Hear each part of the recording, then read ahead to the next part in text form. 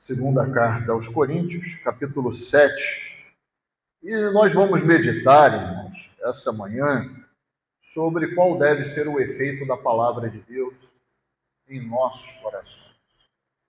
Qual deve ser o efeito da palavra de Deus em nossos corações. O que precisamos considerar quando nós lemos, quando ouvimos a palavra de Deus. Quando nós paramos para ler a Bíblia, quando ouvimos meditações, quando ouvimos estudos bíblicos, quando ouvimos mensagens, pregações, como é que deve ser o efeito disso tudo dentro dos nossos corações? Mas, pastor, por que o senhor está trazendo esse tema no dia de hoje? Irmãos, eu tenho visto muitos escândalos dentro do meio evangélico, né?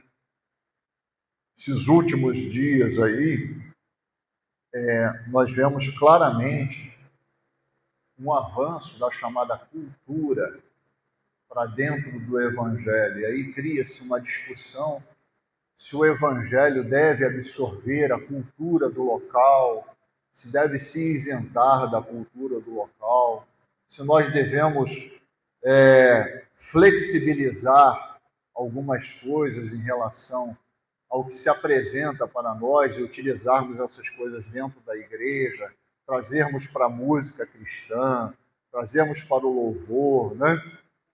E eu fico meditando, irmãos, o quanto nós temos de pessoas ignorantes no meio evangélico, né? Ignorantes no sentido assim, que não querem realmente se desenvolverem na fé, no conhecimento da palavra de Deus. Ficam vivendo uma superficialidade da fé cristã. E aí, quando surge alguma dúvida que seria facilmente rejeitada por aqueles que estão firmados na palavra de Deus, começa a se fazer uma pergunta e uma série de questionamentos de coisas óbvias que deveriam ser rejeitadas. E eu fico pensando, meu Deus, onde a gente está chegando, né? Onde nós estamos chegando? Eu tenho falado desde o ano passado na questão da convicção de fé. Quais são as nossas convicções? Os irmãos sabem o que é a convicção, sabe? Certeza de algo que você pensa, que você crê. Eu não me abalo aqui porque eu tenho certeza disso. Então, quando vem alguma coisa que é só um pouquinho contrária, mediamente contrária ou totalmente contrária ao que eu creio, ou seja, a minha convicção, eu rejeito aquilo na minha vida. Eu não preciso ficar criando discussões, né, acerca de se aquilo vai ser bom para mim, se vai ser ruim, se vai ser bom para a igreja, se vai ser bom para o reino de Deus. Eu tenho certeza que não vai ser. Porque a palavra de Deus que habita no meu coração, aí eu estou chegando onde eu quero chegar, né, já me diz claramente que aquilo não é para mim. Aquilo não faz parte do louvor ao meu Deus, não faz parte da adoração ao meu Deus, não faz parte de uma vida dedicada ao Senhor Jesus Cristo, ao serviço do seu reino e do seu evangelho. Não vai me edificar em nada. Nada. E muito menos eu deveria ter coragem de carregar algo assim perto de mim. Né? Nossa vida é feita de discernimentos, né? Nossa vida cristã deve ser feita de discernimento. Tenho que pensar. Deus nos deu a capacidade de pensar. E eu me recordei desse texto aqui, que inclusive durante as férias, num culto no lar, eu trouxe uma pequena palavra, utilizei um trecho desse texto aqui para meditar junto com os familiares, né? Paulo aqui, no capítulo 7, os irmãos vão perceber, nós vamos ler agora, os irmãos vão perceber que Paulo faz uma retrospectiva do efeito da primeira carta que ele mandou à igreja de Corinto. E ele reflete sobre o efeito que a palavra dele escrita, que na verdade é a palavra de Deus, fez na igreja. E eu gostaria que os irmãos prestassem bastante atenção na leitura, porque essa reflexão é muito importante para nós, para sabermos se o efeito da palavra de Deus na nossa vida está trazendo uma maturidade de fé para eu combater justamente essa forçação de barra de que uma cultura caída do local onde eu moro tem que fazer parte da minha vida cristã. Porque, irmãos, está assim de pregadores, de cantores, de influências, de não sei mais o que, aí pela internet, né? E está dizendo que a cultura local é plenamente compatível com o Evangelho do Senhor Jesus Cristo. E nós vamos perceber que pelo resultado da primeira carta não é. Não é. Vamos ler a partir do versículo 2, do capítulo 7, diz assim: recebei-nos em vossos corações. A ninguém agravamos, a ninguém corrompemos, de ninguém buscamos o nosso proveito. Não digo isto para a vossa condenação, pois já antes tinha dito que estáis em nossos corações para juntamente morrer e viver. Que coisa linda, né? Paulo está dizendo assim: se sofremos, vocês sofrem também, se nos alegramos, vocês se alegram, se morremos, vocês morrem, se vivemos, vocês vivem. Né? Ou seja, todos nós somos um em Cristo Jesus. Todos nós somos um em Cristo Jesus. Grande é a ousadia da minha fala para convosco, ele se referindo à primeira carta. E grande é a minha jactância. Jactância aí, irmãos, é expectativa alta, né?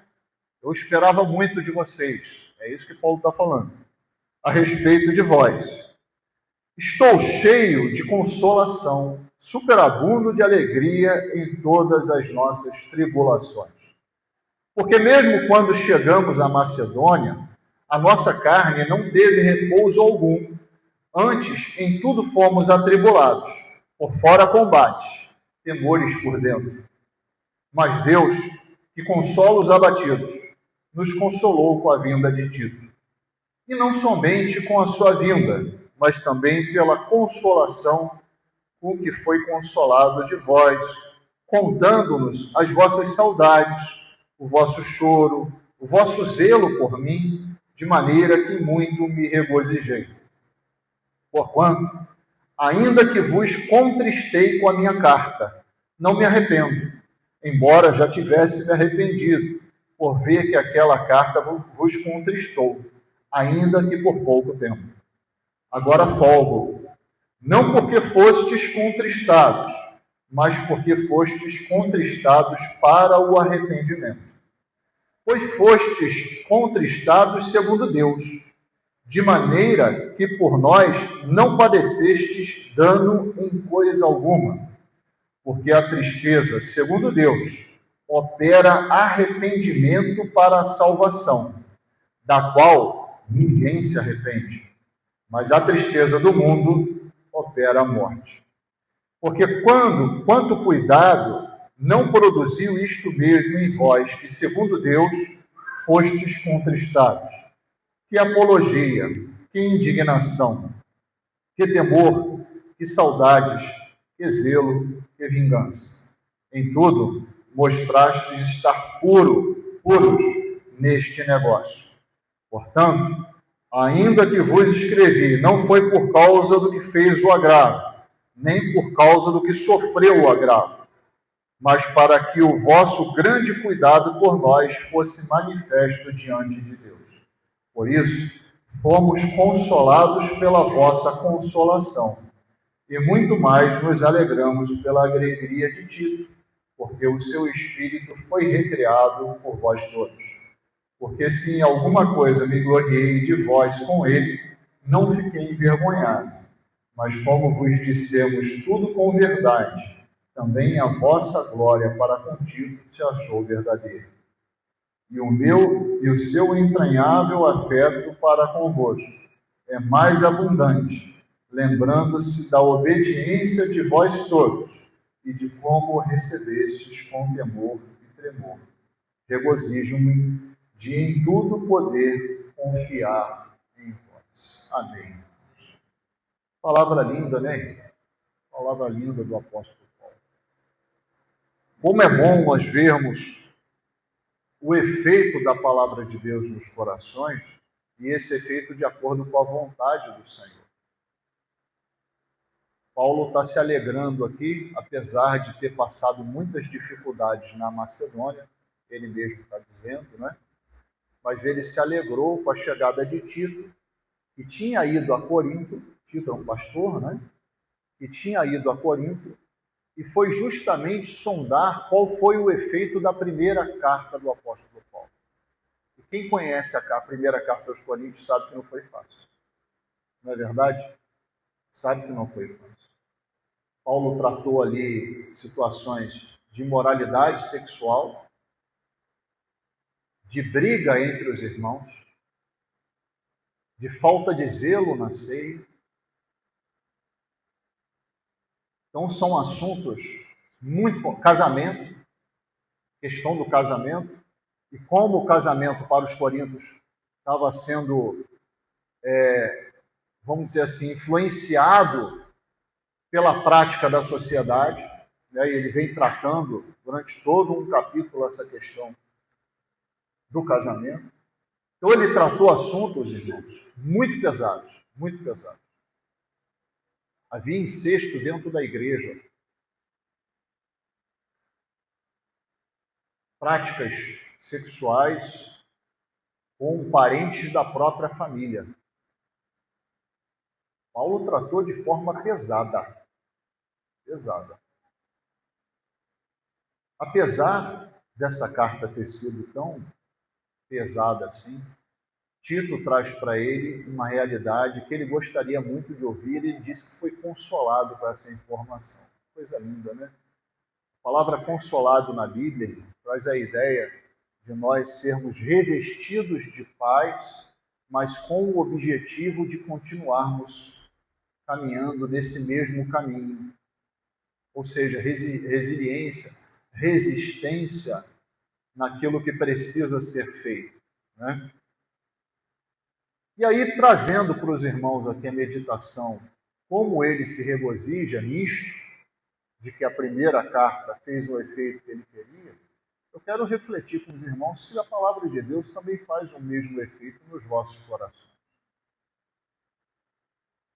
A primeira coisa que o apóstolo Paulo diz aqui é que nós temos, irmãos, que nos alegrar com aqueles que dividem com nós a palavra de Deus. Aqueles que se aplicam a dividir a palavra de Deus. Aqueles que se aplicam a ensinar a palavra de Deus. E ele está dizendo assim, o que eu faço por vós. Eu não quero ofender vocês, mas eu quero que vocês permaneçam no caminho de Deus. Essa é a minha intenção. Eu não fiz isso para agravar alguém, para mandar alguém embora da igreja. Eu não fiz isso para condenar ou para julgar alguém, mas que vocês avaliassem a vossa vida em conformidade com a palavra de Deus. Irmãos, é uma coisa muito interessante, porque muitas pessoas acham que o pastor prepara mensagens assim, né, de acordo com a vida individual do irmão. Sei que aqui na igreja provavelmente não tem ninguém assim, mas você encontra muita gente. Tem gente que se afasta da igreja porque acha que o pastor está pregando para ele.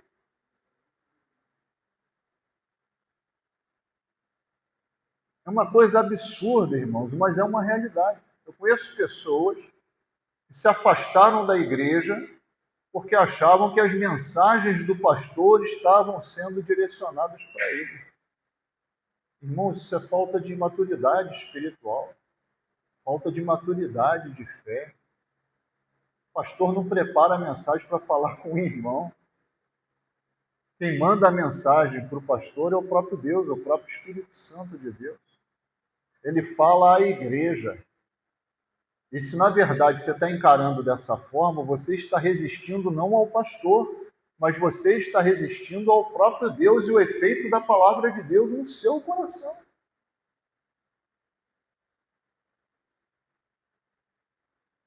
O efeito da palavra de Deus em nossos corações, irmãos, nunca vai ser inicialmente de melzinho doce. A própria palavra de Deus diz que o efeito dela mesmo, inicialmente, é o quê? Quem lembra? Amarga. Eu tomo um complemento alimentar de manhã, em líquido. Um dia ainda vou ter coragem de comprar o comprimido para não tomar mais esse treco. Ou treco amargo. Alguém já tomou chá de boldo aqui? Levante sua mão um pouco. Tá? Duplica.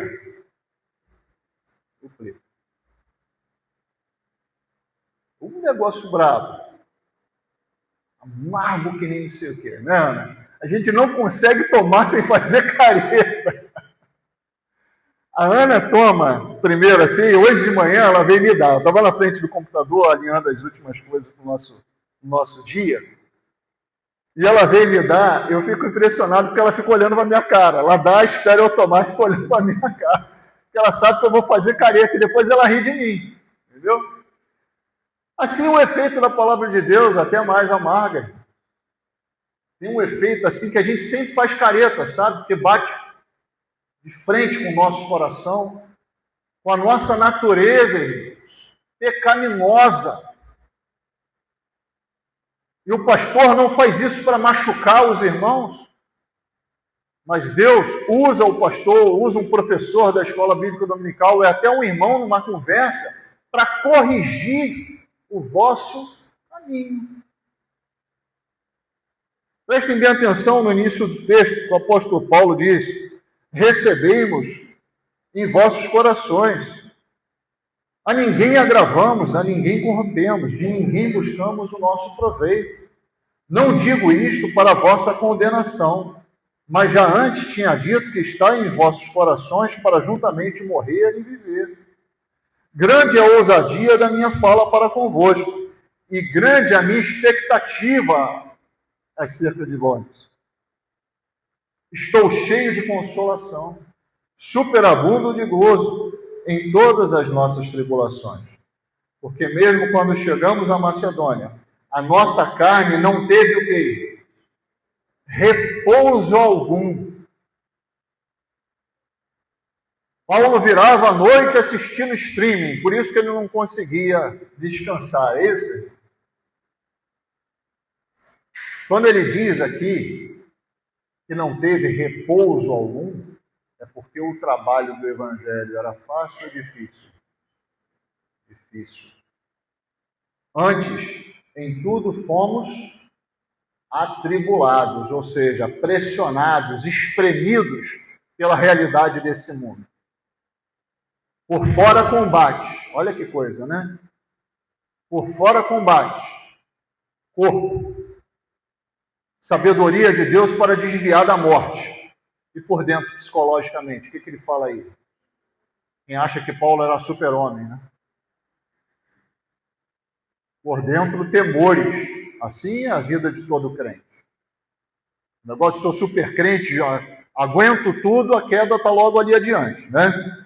Mas Deus, que consola os abatidos, nos consolou com a vinda de Tito. Olha que coisa interessante. Não somente com a sua vinda, mas também pela consolação com que foi consolado de vós, contando-nos as vossas saudades, o vosso choro, o vosso zelo por mim, de maneira que muito me regozijei. Ou seja, irmãos, apesar de ter sido dura a primeira carta, como é que foi a recepção dos coríntios em relação à mensagem de Paulo?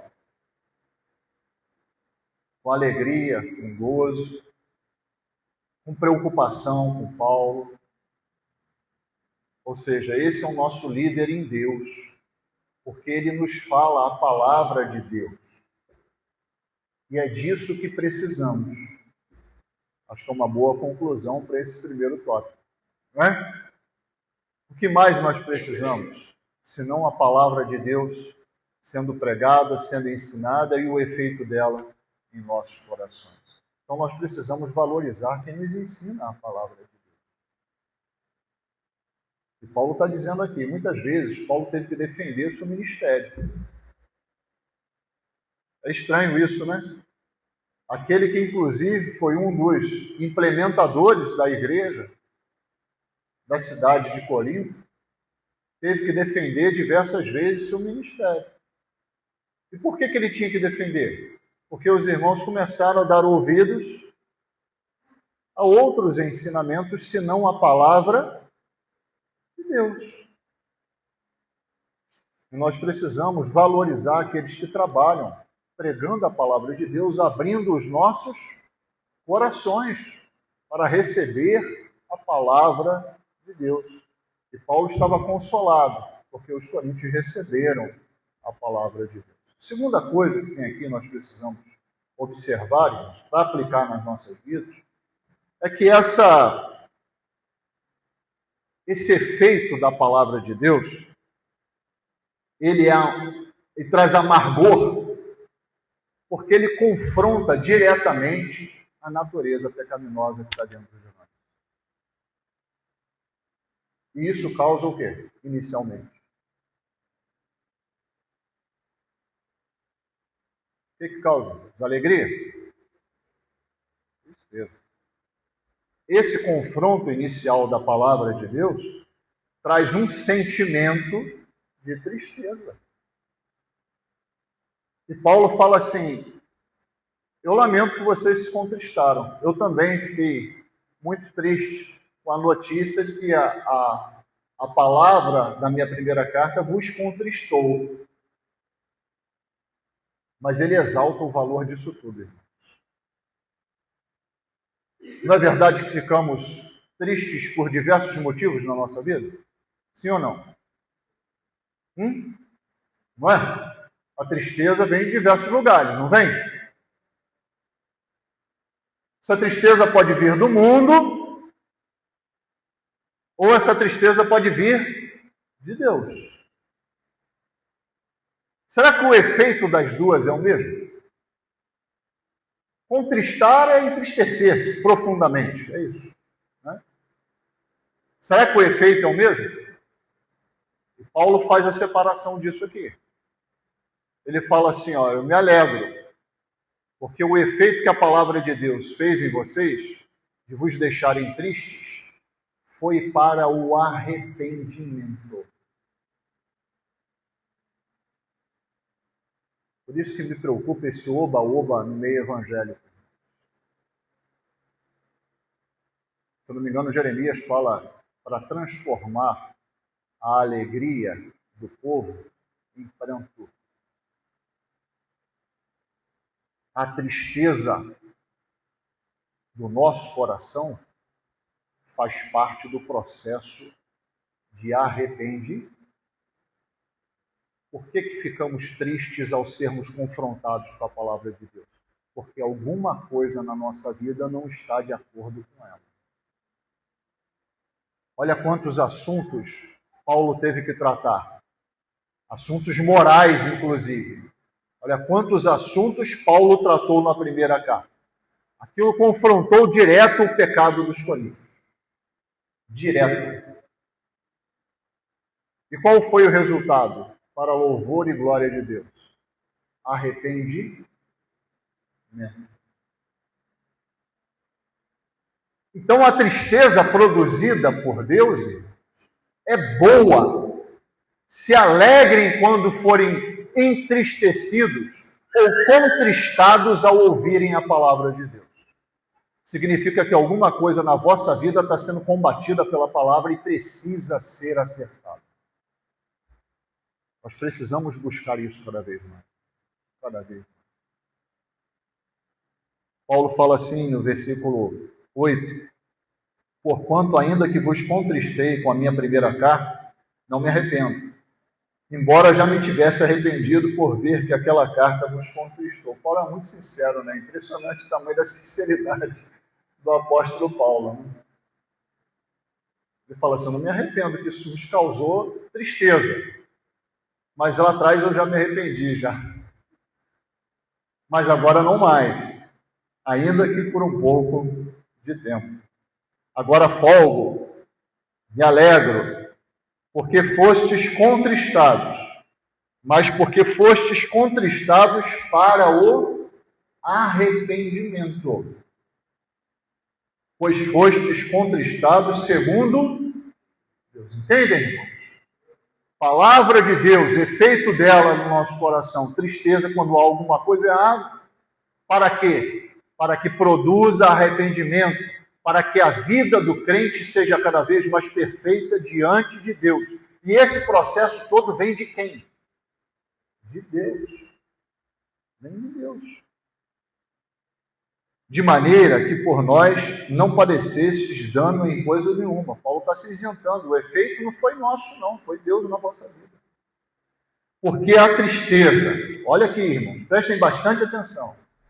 Porque a tristeza, segundo Deus, produz arrependimento para o quê? Salvação. E salvação nada mais é do que preservação nossa. Mas existem outros tipos de tristeza, não existe? Por exemplo, quando a gente rejeita a palavra de Deus, você vai se entristecer, meu irmão. Não vai ser para o arrependimento e para a salvação. Não será. Quantas vezes nós já pregamos e conversamos para alguns irmãos aqui da igreja que, infelizmente, insistiram num caminho de erro e logo após a frente nós vimos a morte espiritual daquele indivíduo.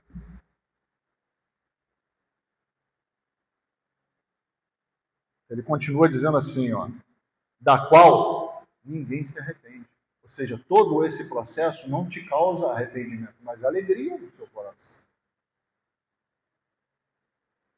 Mas a tristeza do mundo, o que faz? Opera o quê? A morte.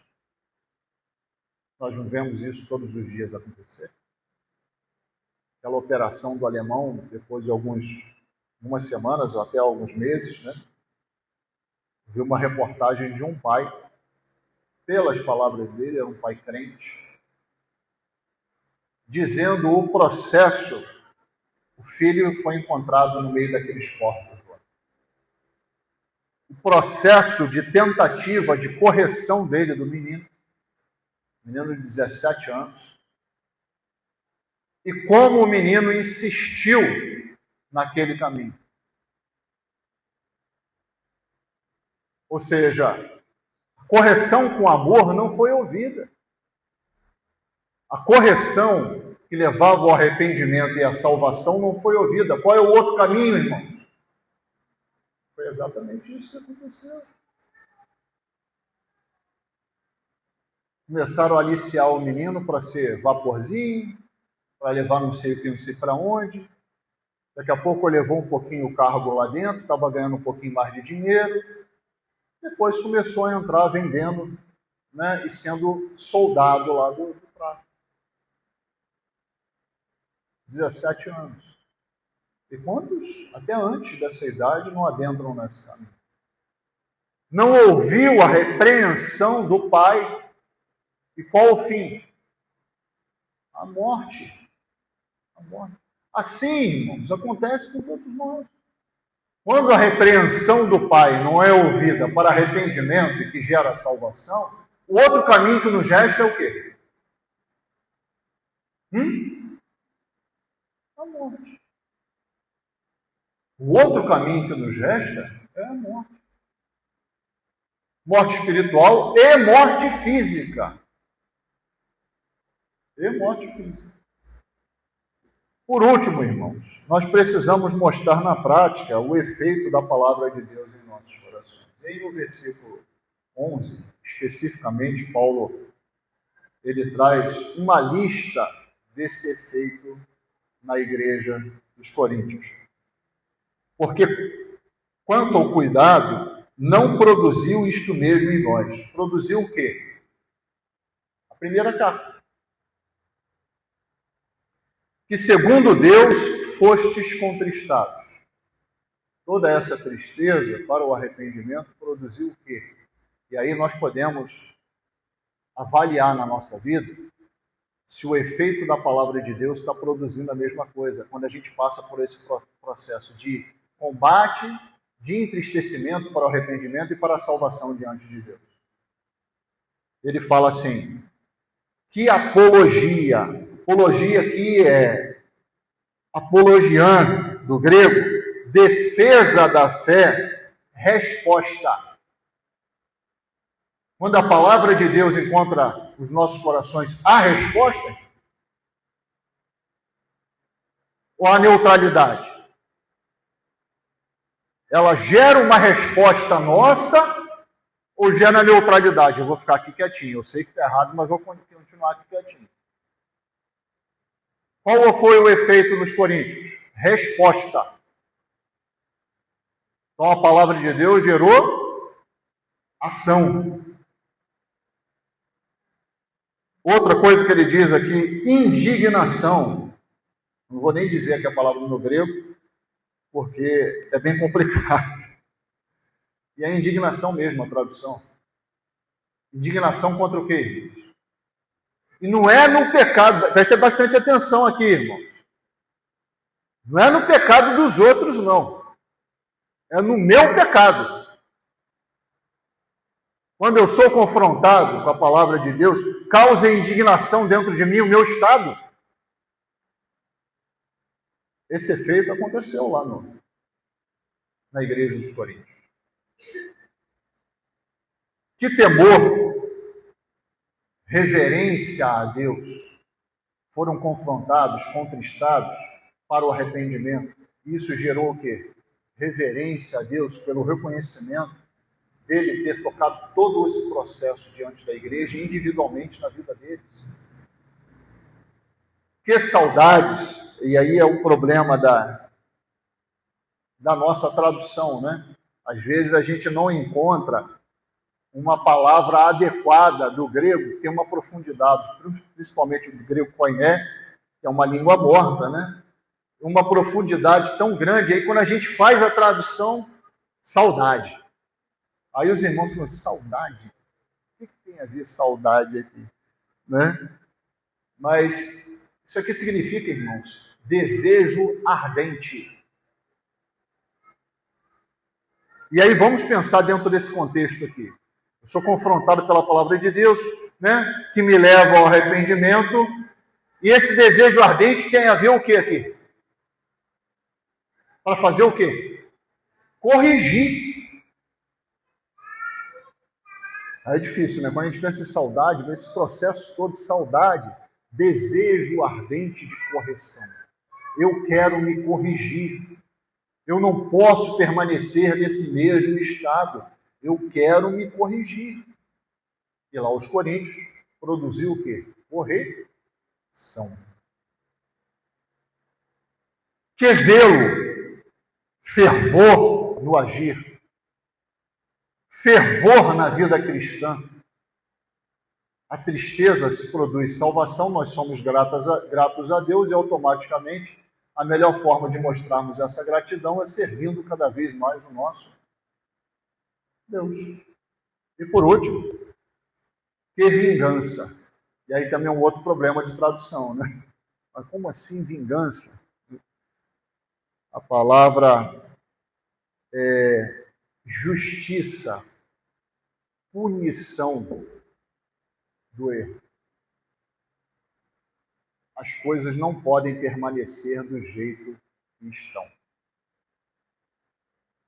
Então é necessário que se faça alguma coisa. Tanto na igreja, no âmbito da igreja, né, nos problemas que existiam, como na própria vida individual. Então, irmãos, resumindo, concluindo, qual deve ser o efeito da palavra de Deus em nossos corações? Primeiro que nós devemos estar com o nosso coração aberto de maturidade espiritual para recebê-la, de quem nos ensina. Porque quando nós não queremos receber a palavra de Deus, o defeito está no pregador. Está no professor de escola bíblica dominical. E, na verdade, você gostaria de botar esse defeito em Deus. Porque você não quebranta o seu coração para receber. A segunda coisa, irmãos, que nós precisamos estar prontos para sentir essa tristeza que a palavra de Deus nos produz, para o arrependimento, porque isso produz salvação. Isso produz renovação de vida diante de Deus. Isso produz cada vez mais que nós vamos nos despir do homem velho, da velha vida, e nos revestir do novo, que cresce cada vez mais para a honra e glória de Deus na nossa vida. Então não resistam a esse processo, se entreguem a esse processo. Quando a palavra de Deus bate no nosso coração, se entregue à tristeza. Se tiver alguma coisa errada, se entristeça, meu irmão, entristeça mesmo, mas se entristeça para o arrependimento. Porque todas essas características aqui, essa busca para colocar em prática, esse zelo de fervor de vida cristã, né, essa vontade de mudar a realidade confrontada com a palavra de Deus, seja uma verdade na vida dos irmãos, porque certamente será uma verdade nas nossas igrejas também. Que Deus possa nos abençoar, irmãos, e nos capacitar a colocar toda a sua palavra diante de nós e em nossos corações, e que todo o efeito dela seja unicamente para a glória do nosso Deus. Amém?